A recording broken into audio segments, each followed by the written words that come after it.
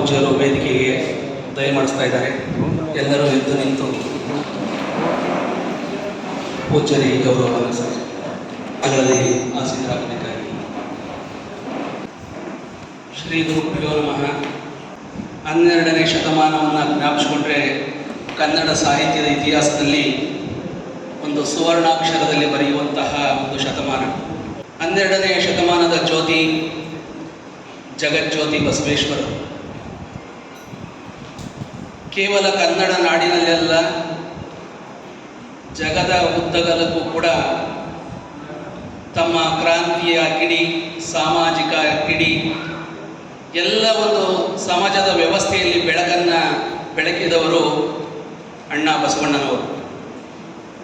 ವಚನ ಕಂಠಪಾಠ ಸ್ಪರ್ಧೆ ಇನಾಗುರೇಷನ್ ಅಂದರೆ ಪ್ರಾರಂಭಿಸುವ ಮುನ್ನ ಜ್ಯೋತಿ ಬೆಳಗಿಸುತ್ತಾ ಪ್ರಾರಂಭಿಸಿ ಸ್ಪರ್ಧಾರ್ಥಿಗಳೆಲ್ಲ ಕೊಠಡಿಗೆ ಹೋದ ನಂತರ ಗುರುಗಳು ಸ್ಪರ್ಧಾರ್ಥಿಗಳನ್ನು ವೀಕ್ಷಿಸಲು ಕೊಠಡಿಗಳತ್ತ ಆಗಮಿಸುತ್ತಿರುವುದು. ಸ್ಪರ್ಧೆಯಲ್ಲಿ ನಾನು ಹೇಳಿದ ವಚನಗಳಲ್ಲಿ ಒಂದನ್ನು ರಾಗದಲ್ಲಿ ಹಾಡಿದ್ದೇನೆ. ಆ ವಚನವನ್ನು ಹೇಗೆ ಹಾಡಿದ್ದೇನೆ ಎಂಬುದನ್ನು ನೀವೀಗ ವೀಕ್ಷಿಸಬಹುದಾಗಿದೆ.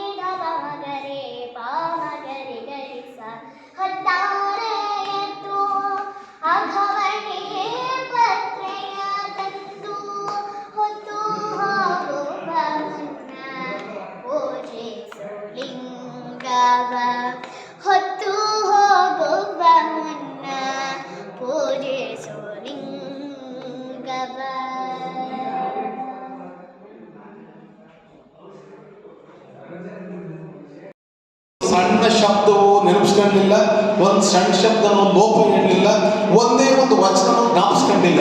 ನಿರಂತರವಾಗಿ ಆರಂಭಿಕ ಒಯ್ದು ಆ ಚರ್ಚೆ ಯಾವ ಮಟ್ಟಕ್ಕೆ ಬಿಟ್ಟರು ಅಂದರೆ ಸರ್ ನಾನೇ ಹೇಳಿ ಕ್ಯಾಶ್ ಮಾಡ್ಬಿಡ್ತೀನಿ ಅಂದರು. ಆ ಥರ ವೈಜ್ಞಾನಿಕ ಲಕ್ಷ್ಮಣ್ ಪಿ.ಕೆ. ಪುಸ್ತಕಗಳೊಂದಿಗೆ ಪ್ರಮಾಣ ಪತ್ರ, ನಗದು ಬಹುಮಾನ ಹಾಗೂ ಬಸವಣ್ಣರವರ ಭಾವಚಿತ್ರ. ಶಿವಾರ್ಪಣಮಸ್ತು. ಧನ್ಯವಾದಗಳು.